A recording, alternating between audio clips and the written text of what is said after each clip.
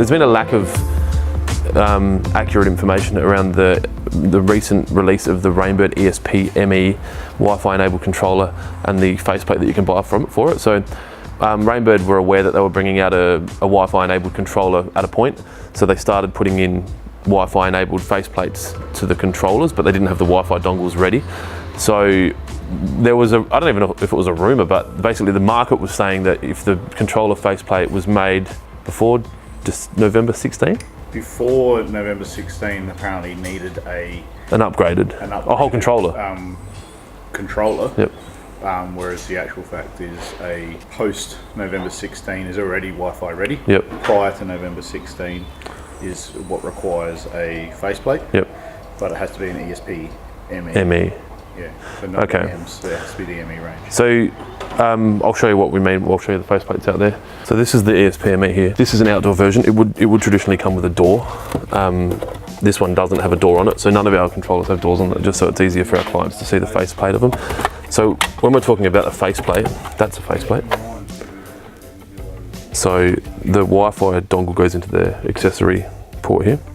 This base that's up here was our original base that we had with the non-Wi-Fi ready ESP-Me plate. So the idea with these controllers is that you could take the plate off and program it from your kitchen or your lounge room or wherever you wanted to do. Obviously now that they're Wi-Fi enabled, it's not such a big deal. So this is a faceplate, and that's a new controller. So buy the whole controller, put it in. If you've already got the base, which is it's basically the transformer and the modules, you just buy this faceplate and you can retrofit it. So I don't know what the faceplates are worth, but we'll put a link in the video, below the video, in whatever platform this is on, for people to have a look. Rainbird have always been, they've been the best product in the market, and no one disputes that. They make the best sprinklers.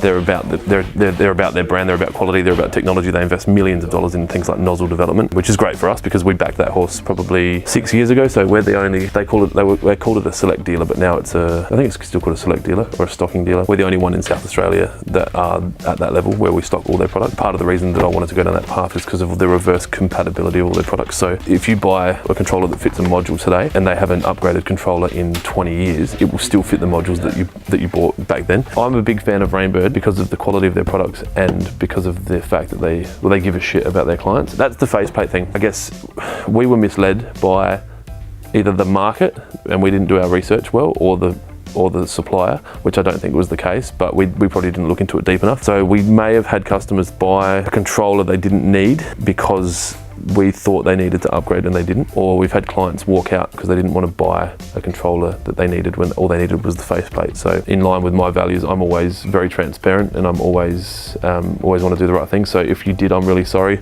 and if there's anything we can do to make it up to you, reach out to us. If you're watching this and you've bought one and you feel that you shouldn't have, or if you really wanted one and you didn't, I'll look after you. We'll give you a pretty crazy price just to say sorry and acknowledge it. So we'll just go quickly chat to Matt and find out what the dates are. Matty, so just to clarify, any ESP-Me that had the green faceplate on it, not the old ESP, is fine. The controllers on the behind the door. Yep. It's about what the date code on the. And what is it? So November 2016 or prior. Yep. Needs to have a faceplate added to it. But not a whole new controller. But not a whole new controller. Yep. But a November 16 onwards is already Wi-Fi enabled. Yep.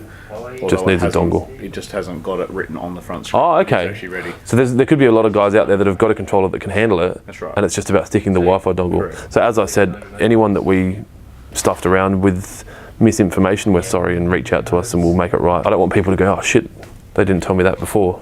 Yeah. And then get stuck. So yeah, let us know.